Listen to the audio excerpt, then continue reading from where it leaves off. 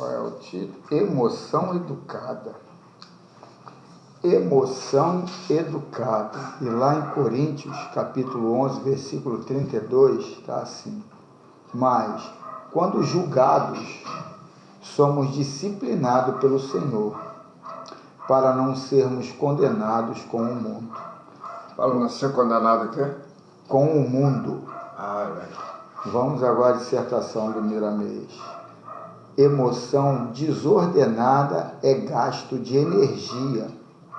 No entanto, o amor em Cristo é afeto educado, que multiplica os valores da alma e emancipa a sensibilidade da vida. O estágio evolutivo em que nos encontramos constitui grande oportunidade. Ele se compara a um explosivo e nós a rocha, quando o carinho e o amor ainda se encontram um pouco imaturos. O progresso, em muitos casos, é escandaloso. A dor é a sua primeira manifestação. Sem ela não poderá haver ambiente para o verdadeiro amor e a verdadeira paz. Em se tratando, neste livro, dos sensitivos, eis que todos eles passam por caminhos tortuosos. O rigor da disciplina leva os médios ao entendimento. O mundo íntimo é um laboratório de testes diversos que a consciência acumula, estimulando a inteligência e amoldando os sentimentos. O médio de valor é aquele que começa a conhecer a si mesmo, e nesse entender maior, quando é julgado, não julga, quando ofendido, não ofende, quando maltratado, não maltrata, e quando odiado, ama em todas as diretrizes. Todo impulso do coração é uma emoção nascendo, e é neste nascer de forças que a inteligência, aliando-se à razão, adota o sistema educacional na própria vida. A eletricidade que se espalha em toda uma nação carece de transformadores. Da mesma forma, a nossa vontade, disciplinada em Jesus, transforma e aumenta, enriquece e garante uma boa claridade a iluminar o espírito. Quem não sabe obedecer nunca poderá dirigir bem. Estudemos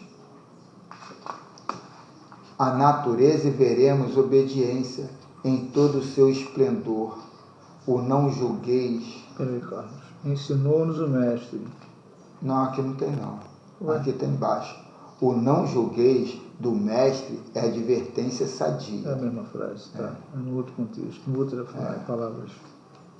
O não julgueis do mestre é advertência sadia, porque pretender conhecer a vida dos semelhantes é prepotência e vaidade. Atribuir aos outros o que não suportamos para nós mesmos é violência, que gera desconfiança, antipatia, se não ódio. Colocar os outros em dificuldade é plantio constrangedor que o homem espiritualizado desconhece. O medianeiro estudioso nunca perde a oportunidade de fazer o bem, seja quem for e onde quer que esteja, de qualquer ponto. De atos e fatos podem surgir emoções, e quando elas assomam a nossa personalidade, é que a dedução nos mostra a sua direção. Isso em se tratando de candidatos que começam a alinhavar os primeiros passos na iniciação do amor. Quem já avançou um pouco mais na disciplina de si mesmo, isola determinadas influências e conhece os princípios das forças internas, não deixando que elas se desperdicem por qualquer uma injúria, por julgamentos apressados ou pela falsa consciência. Porém, o noviço, no amanho, no preparo divino de sua mente, sofre o rigor do sol, das ilusões e as tempestades do mar que a discórdia, a vingança, a maldade e a incompreensão agitam para depois tomar as providências cabíveis em seu próprio benefício. Não obstante, o tempo o colocará no mesmo lugar do outro que já desfruta de paz da consciência e que não perde tempo em revide nem em se livrar de todos esses embaraços de ignorância, porque a compreensão já atingiu a sensibilidade do seu coração. É nesse momento que a verdade liberta a mente de um médium que comunga com o bem em todos os seus aspectos. É impoluível pelo apreço que se dá às manifestações do amor. Vejamos o tópico evangélico que dá nascimento a esta mensagem. Mas quando julgados, somos disciplinados pelo Senhor. Quando alguém porventura nos julga e conhecemos os preceitos do Cristo, a influência do Mestre, na mesma hora nos alerta para esquecer, para perdoar, pois eles não sabem o que fazem. Eis aí a disciplina que adotamos em nós mesmos, dando outros rumos às emoções que sem Jesus deveriam ser de ódio, e com ele passa ao amor, como sendo a verdadeira caridade. E acrescenta o mesmo tópico, para não sermos condenados com o mundo. Certamente que esse não educarmos nossos impulsos de revide contra quem nos ofende e calunia, se não conhecermos que quem nos maltrata ignora a lei da fraternidade e que todos temos os mesmos direitos, estamos sujeitos a sermos condenados com o mundo, de conformidade com as nossas reações. Poderemos, por invigilância, causar danos maiores do que os que sofremos, e parte da disciplina nos vai pela lei da terra. Ninguém pode, por ser bom, caridoso, justo e amável. Quem começa o dia tocando a canção de instruir e amar é sempre o médio da vida, porque vive com Deus e o Cristo no coração. E ele repete: mas quando julgados, somos disciplinados pelo amor, para não sermos condenados com o mundo. Muito interessante. Condenado como? Para não sermos condenados com o mundo. E aí, Ney, vamos fazer a prece inicial? Perfeitamente.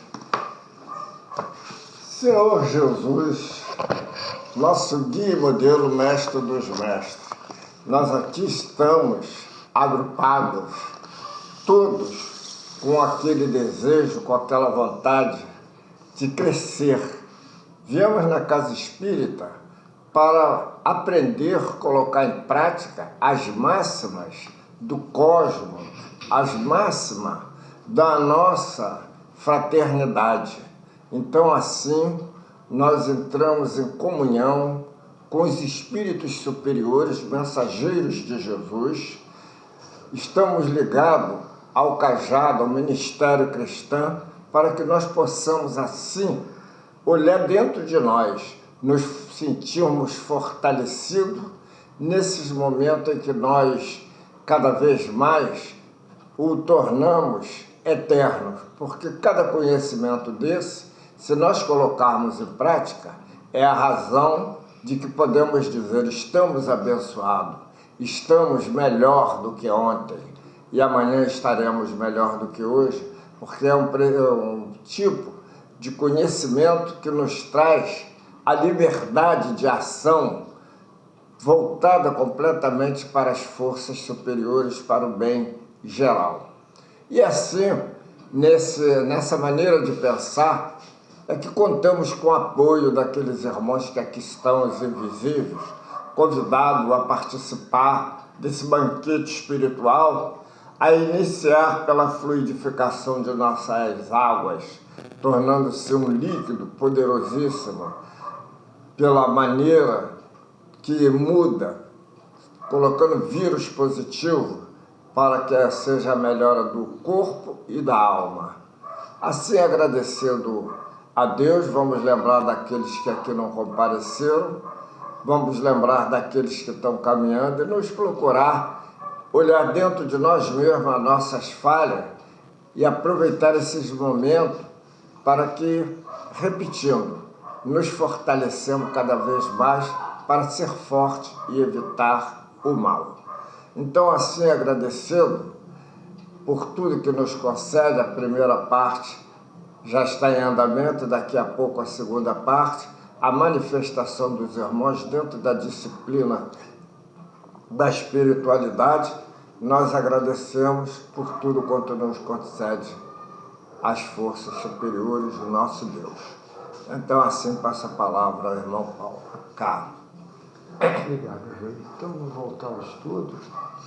Ainda estamos aqui no capítulo 6. Ainda estamos, não. Começamos agora a pergunta número 100. E hoje vamos para a pergunta 100, item 2.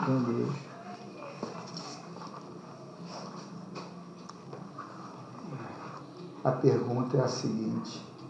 Então, o capítulo é manifestações visuais.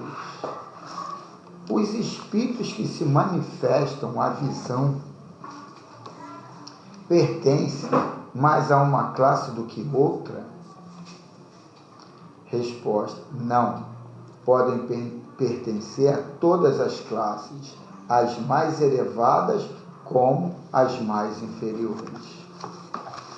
Pequena pergunta e pequena resposta. Então, cada um segundo suas obras. Então, capítulo 74. 47, Carlos. 74? E não, 4 e 7, inverti. Eu olhei e li ao contrário. Deixa eu dar uma limpeza aqui que eu passei. Não, a questão foi divisão, não. É isso mesmo de bater aqui. De querer decorar e adivinhar antes de forçar ali e ver o que está escrito. Eu tenho um livro, um livrinho que eu era assinante, Seleções, que ele vinha e logo de início, leia rápido. Aí vem lá uma coisa para você ler. Tá tudo errado, mas tu lendo rápido, tu faz uma frase. Aí depois ele presta atenção no que tu leu. Aí tu vai lá e... Como é que eu li aquilo tudo, mano? É interessante. Também já ela faz a leitura antecipada. Categoria dos espíritos manifestantes. A criatura que dizem que os espíritos se tornam visíveis pertence à categoria de espíritos atrasados, que são inferiores. Na verdade, os espíritos que se manifestam, tornando-se visíveis para os homens, podem pertencer a qualquer categoria, dependendo da necessidade da manifestação espiritual. Onde Deus... Dá uma parada aqui para a gente falar um pouco sobre isso, que fica assim meio à deriva, meio assim meio subjugado à vontade alheia. E a coisa não vai por aí, né? Vou repetir aqui. As criaturas que dizem que os espíritos se tornam visíveis pertencem à categoria de espíritos atrasados. É interessante isso porque a gente leu nos capítulos anteriores sobre materialização, sobre aparições, que isso aí são mecânicas para quem está iniciando nessa cultura espiritualista, que tudo começa pelo mais grosseiro, mais palpável, né, mais tangível, para depois ir para o lado mais sutil. Aí a gente já consolida isso aqui como a verdade. Então, materializou é coisa de gente atrasada. Mas a verdade é que essa liberdade de eu projetar o que vai aparecer para mim, essa liberdade de tudo. A liberdade não é uma questão de ter, é um sentimento a liberdade. A liberdade é um sentimento. Tem gente que diz, se eu tiver dinheiro eu vou ser livre. Se eu tiver uma casa no campo, se eu tiver aquilo eu vou ser livre. Não é questão de ter nada para ser livre. Esse livramento é um sentimento teu. E que esse sentimento mora no mundo das ideias, como disse aqui a leitura inicial aqui, que a mensagem cristã é um transformador para isso. Mas essa liberdade está lá no mundo das ideias. Só que a gente tem uma visão que é essa visão mais corporativa do mundo financeiro, do mundo físico aqui, da escassez, do pouco, do pequeno. A gente fica, se eu comprar uma casa, vai faltar uma casa para alguém. Não vai faltar uma casa para ninguém. Se eu comprar um carro, vai faltar um carro para alguém. Não vai faltar um carro para ninguém. O mundo físico, o mundo espiritual, na verdade, é um mundo holográfico.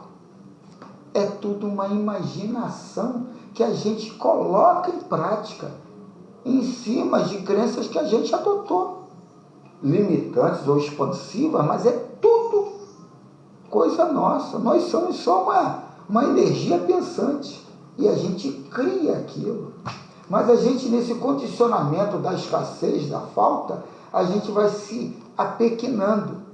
E essa liberdade, ela não está associada à escassez. Pelo contrário, ela está associada a essa expansão. E essa liberdade, a gente pode fazer uma comparação, é análogo a gente, vamos imaginar um dia de sol na praia, com 100 mil pessoas. Vamos botar aí 1 bilhão de pessoas dentro da praia. Até é difícil de imaginar, né? Mas vamos imaginar. Todas elas têm algo em comum nessa praia. E que não tem, pela nossa vivência, como o capitalismo não conseguiu ainda colocar isso dentro da gente, tem uma coisa que não é escassa e a gente nota naturalmente, que é a respiração. Os 1 bilhão que estão ali naquela praia estão respirando. E a gente não pensa, vou respirar pouco para não faltar para o colega. A gente não pensa, vou respirar muito que vai faltar para ele e vai cair duro. A gente não pensa nada disso, porque sabe que ali vai ter ar para todo mundo respirar. Então a gente tem que entender essa coisa, isso é liberdade. É ter liberdade e saber que o outro tem liberdade. Se o outro fizer do lado, eu não fico chateado porque ele está respirando muito. Eu não fico magoado porque o outro está respirando pouco, ou eu estou respirando pouco, ou vai faltar.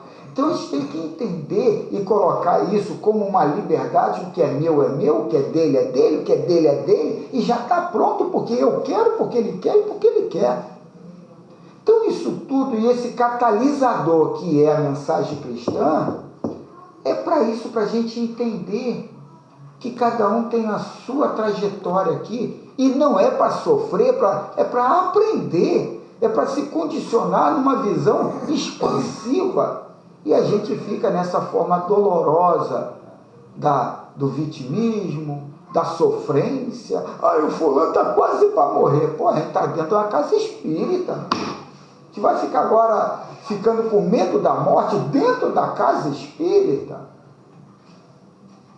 Então a liberdade é algo que já está em nós, mas a gente tem que ter esse transformador que, unido à mensagem do Cristo e essa psicologia transpessoal que muitos espíritos trazem, é um sinal para a gente crescer, para a gente entender de uma forma bem mais contundente Por que eu me agarro, eu me seguro a essas coisas?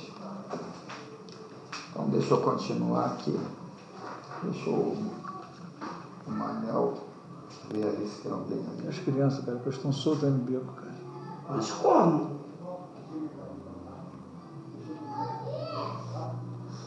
Quanto que fecha a porta, não é melhor? Mas não é por lá que eles saem, cara, as crianças. Vamos lá, cara, vamos continuar. A Nel tá vendo, ele deve estar botando isso pra dentro. O ambiente que se faz e as intenções dos que se reúnem é que definem os espíritos que devem comparecer. Olha que interessante. O ambiente que se faz e as intenções dos que se reúnem é que definem os espíritos que devem aparecer. A conduta do médium ou dos médios revelam a categoria do mundo espiritual que irá se fazer presente. E se os médiuns, como os espíritas, querem boas companhias espirituais, não devem se esquecer das mudanças internas, dos ideais elevados, enfim, de uma conduta reta do mundo que fala a mensagem evangélica. Olha que coisa legal. Quando a gente vem e começa na sessão mediúnica a falar de forma depreciativa do desencarne, do como vai chegar lá, como isso tudo é questão do meu ponto de vista, não é questão do que está acontecendo. Eu não sei o que está acontecendo, eu não sei qual é o histórico daquela pessoa, e pelo contrário, até aqueles que estão próximos também não sabem, eles acham que sabem. Precisam saber que os espíritos que já despertaram para Jesus têm o seu tempo todo tomado pelo trabalho elevado, ao passo que os espíritos inferiores sempre esquecem as obrigações para com a vida e Deus. Vê o que pensas durante o dia, observa o que falas no percurso do mesmo tempo e o que fazes. Se tens alguma coisa para consertar, faça-o logo. O que o mundo espiritual superior está sempre ao teu lado, inspirando-te nas boas resoluções. A categoria de espíritos que te procuram compatibiliza-se com a tua vida. Tu sabes mais das tuas companhias espirituais. Analisa teus ideais e eles te dirão das classes de espíritos que andam contigo. A mediunidade é uma missão que pode te levar à paz de consciência ou acender fogo que inquieta a tua vida. Depende da tua postura diante dos problemas. A existência é tua. Vê o que estás fazendo dela. O ensejo de aprendizado é muito grande. Mais claro do que isso não tem como. Mas aí é que está. Semana que vem começa de novo a ladainha. Quer dizer, quando é que a ficha cai? Quando é que o conceito começa a se expandir dentro de nós? Não precisas perguntar a ninguém, nem mesmo aos espíritos, qual a categoria de espíritos que te acompanham. Observa a tua vida e verás as tuas companhias. O verdadeiro espírita, disse o Evangelho segundo o Espiritismo, é aquele que faz permanente esforço para se melhorar moralmente. A tranquilidade de consciência não se compra e não se vende, ela é conquistada passo a passo, em esforço próprio constante. O trabalho é grande, mas o tempo dá oportunidade a todos de se melhorarem espiritualmente. As oportunidades de os espíritos se manifestarem são para todos eles. No entanto, eles observam acima de tudo se há permissão de Deus e quais os objetivos destas manifestações. Registramos as palavras do apóstolo Paulo, segunda carta aos Coríntios, capítulo 4, versículo 3. Mas, se o nosso evangelho ainda está encoberto, é para os que se perdem que está encoberto. Para os Que se perdem. que está encoberto. Quer dizer, é os que olham, mas não conseguem enxergar, o que escutam, mas não conseguem ouvir, e continuam presos a crenças limitantes, a que a morte é uma desgraça, que Deus errou na hora do desencarne das pessoas. Eu acho que o Evangelho ele é bem claro, mas na prática as pessoas interpretam de uma maneira que não vai melhorar em nada a situação espiritual, até porque a pessoa, como foi dito aí, tem que melhorar. Nós temos que melhorar cada vez mais a nossa condição moral. Nós temos que mudar, ou elevar, melhor dizendo, o caráter. E daí as outras coisas vão aparecendo para... Mas, Ele, a questão é de cultura. Aquela pessoa está aculturada nessa sofrência, porque ela contabilizou no estudo do Evangelho segundo o Espiritismo que morrer é uma desgraça. De quem está morrendo está na pior.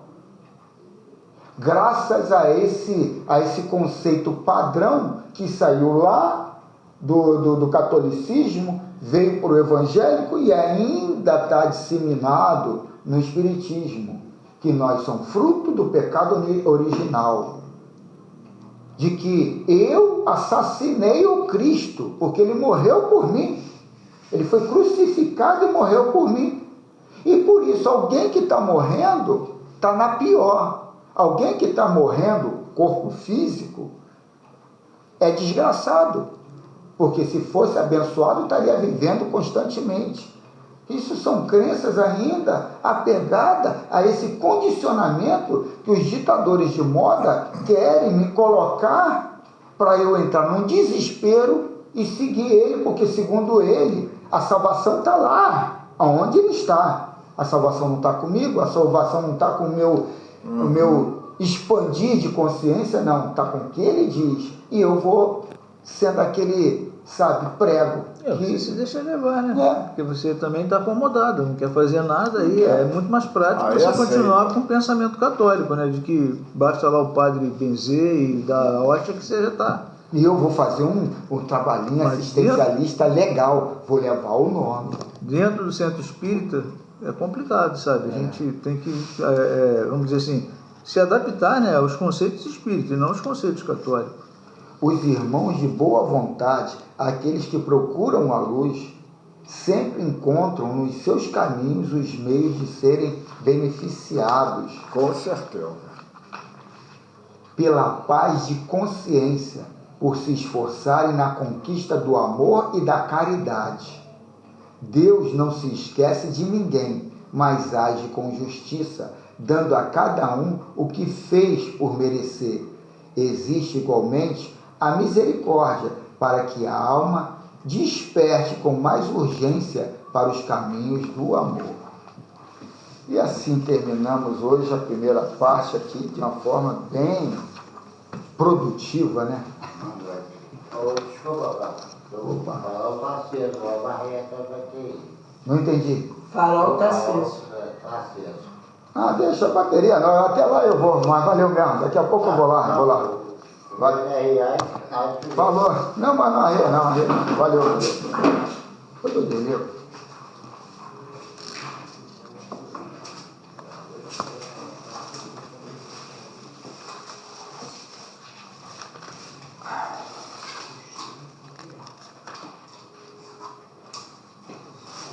Valdemir, Fala. essa máxima de hoje, esses estudos, dá para se entender mais ou menos, sempre para mais, né? Mais ou menos não existe, mas nos orientando como fazer para essa reforma interior, né? Que nós chamamos a reforma íntima, que muitas coisas estão padronizadas no título e as pessoas seguem aquilo ali mecanicamente, mas não seguem aquilo regiamente, a doutrinação, como pede, como orienta a espiritualidade. E é uma coisa que todo mundo Mas, tem. Helene, por quê? O problema-chave é isso. Por quê? Se a pessoa ouve e não se adapta à nova mensagem. Mas é porque não está fazendo preenchendo aquele eu que a pessoa quer, porque geralmente é a pessoa que quer, e quer daquela fórmula que pensou, que acha que tem que ser assim. Mas é exatamente o porquê, porque dá trabalho. Tu sair do antigo e ir para o novo dá trabalho. E aí é mais cômodo continuar na zona de conforto. Se transformar, o período de transição é perturbação. Sair do modo antigo para ir para o novo é perturbação, e isso dá trabalho. E aí é um condicionamento. E aí volta lá, não tem inferno, não tem desgraceira, tem se recondicionar. E as pessoas vão postergando, uma hora vai ter. E aí quanto mais você joga para frente, mais a dosagem tem que ser mais forte. Então vamos continuar com o nosso estudo, agora de uma forma mais pessoal, né? Então vamos elevar o nosso pensamento ao nosso modelo e guia e tentar comungar com Ele, nosso Cristo de Deus, nosso Mestre, direcionado pelo Pai. Como disse nosso irmão Miramês, nosso transformador de energia. Que a gente possa compreender que o transformador da energia nossa é o amor. E o amor se tornou o Verbo. Mestre Jesus, que a paz do Cristo possa criar raiz no terreno de toda a consciência aqui presente, que ouviu e conseguiu codificar a mensagem de uma forma prioritária, e que a paz, essa tão falada, tão estudada, que essa paz possa ser a resultante dessa consolidação do Verbo em nós. E assim, com essa intenção, pedimos autorização para mais uma comunhão, interação, uma reunião entre irmãos afins, rogando muitas graças a Deus. Em nome do Mestre Jesus, está aberta essa segunda parte entre irmãos que estão trabalhando o amor. Que assim seja.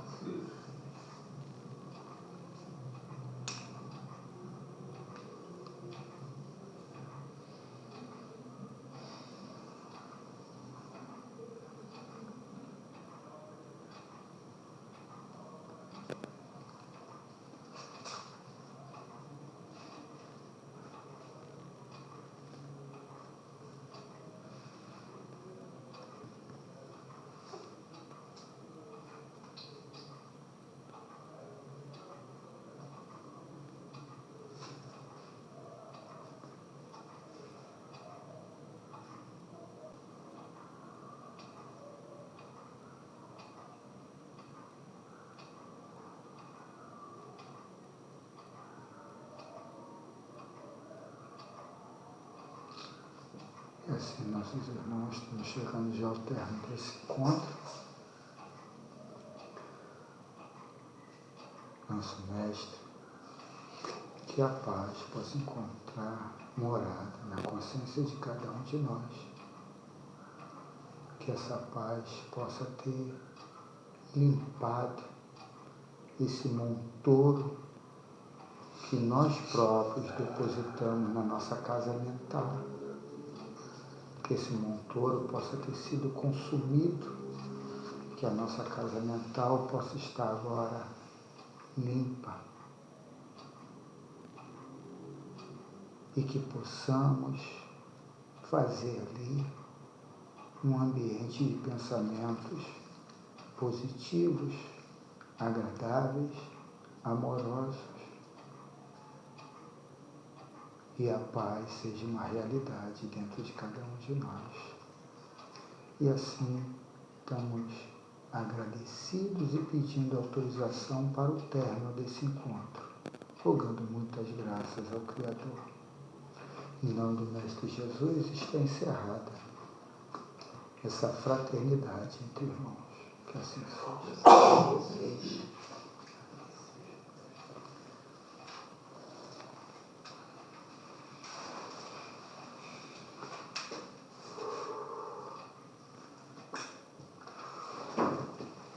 Tudo bem, seu Pedro? Manhã tudo jóia? Graças a Deus. Tânia, tudo bem? Agora, E aí, senhor Erlei?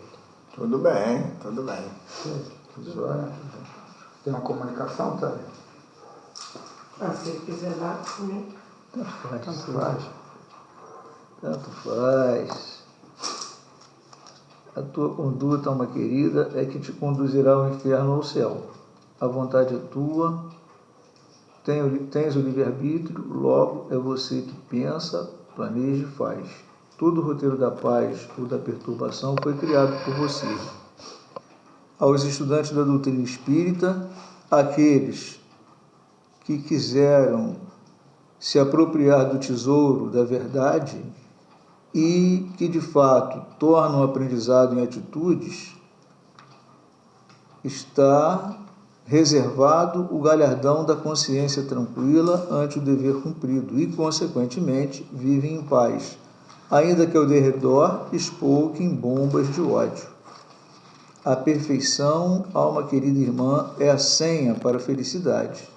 A perfeição é resultante do amor, e sem amor não há solidez na fé e nas ações, bem como os pecados resultantes das dúvidas e dos medos que boa parte de nós outros permitimos atrasem o nosso progresso espiritual. Aqui na casa tendes todos vós que chegam de coração limpo. Aqui na casa tendes todos vós que aqui chega de coração limpo. Está sendo oferecido no cálice da terceira revelação os ensinamentos da sua forma mais simples e ao alcance dos vossos entendimentos. Bebei desse cálice a seiva da vida eterna, e não vos deixeis levar pelo canto da sereia a vos oferecer uma vida de facilidades materiais, mas sem nenhuma consistência de ordem moral, ética e espiritual.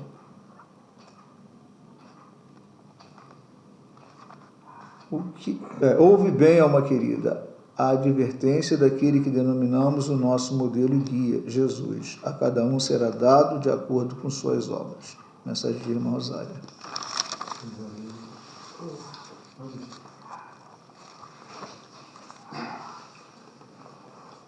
Senhor, é com muito amor e carinho que venho aqui agradecer a este grupo de oração, pois cheguei aqui, não fez nada.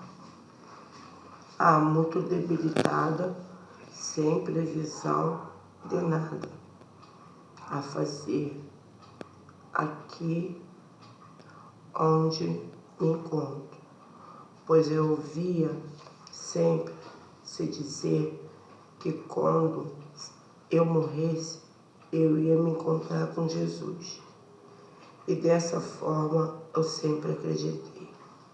E antes de eu vir aqui, eu já não sabia mais como era a minha vida, pois só vivia a perambular de um lado para o outro, uma vez na minha casa e outra acompanhando sempre alguém que fosse para a igreja, onde eu fui muitas vezes antes de morrer.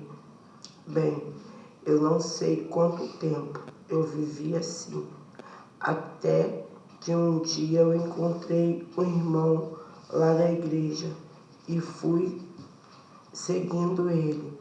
Daí eu perguntei onde ele estava vivendo. Daí ele me respondeu, numa colônia muito boa, e que lá tinha muito a fazer e aprender. Daí perguntei, posso ir com você? E ele me levou. Eu pensei, deve ser lá que vou encontrar Jesus. Quando lá cheguei, eu vi muitas pessoas trabalhando, cada um em uma coisa.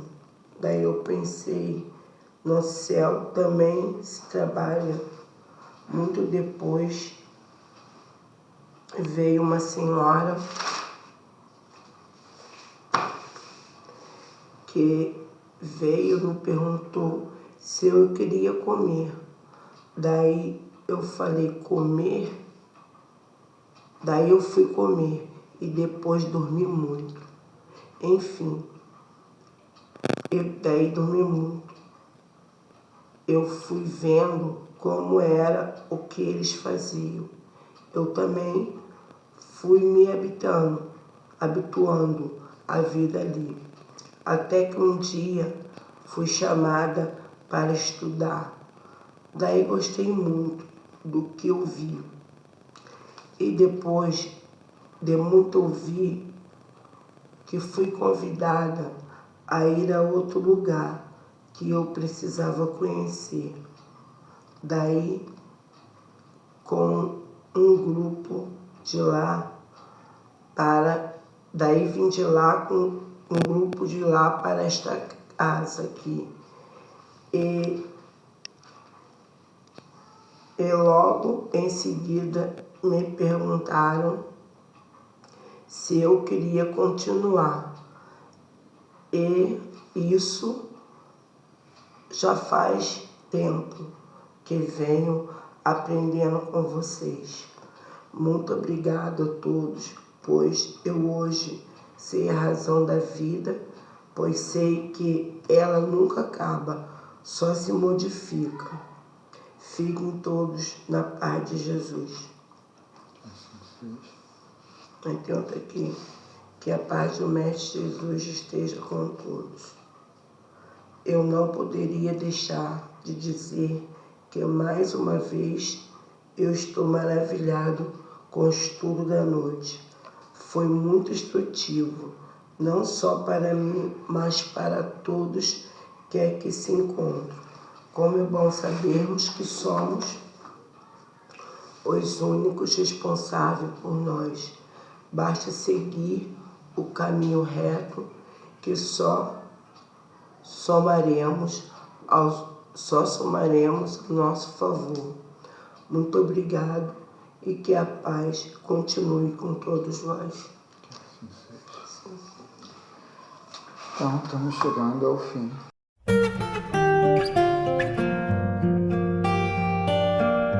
Quanto mais o tempo passa, mais o amor me faz crescer. Esse jeito de viver aqui, aprendendo tanto, tanto assim, foi que fez com que eu chegasse perto de você com amor. Ó Jesus, amigo,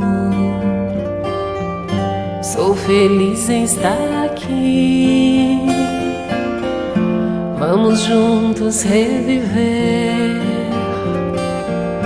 Foram tantos tempos por aí, caminhando sem destino, enfim. Sei que agora já podemos juntos reconstruir com amor nossas lições perdidas, com Cristo em nossos corações e a humildade a cultivar. Encontraremos a verdade, a luz, a caridade e o bem pois nosso Pai hoje nos ensina com seu exemplo de amor a perdoar, compreendendo. Pode tudo se acabar, pode tudo se perder, aconteça seja lá o que for. Cada dia que passar uniremos nossos pensamentos em favor do irmão que chora, do irmão que sofre, com o Evangelho a nos guiar, aprenderemos a amar, com a paz em nossos corações e a vontade que nos faz seguir. Poderemos encontrar o que um dia o nosso Pai então nos ensinou, que do amor renasceremos, que do amor renasceremos.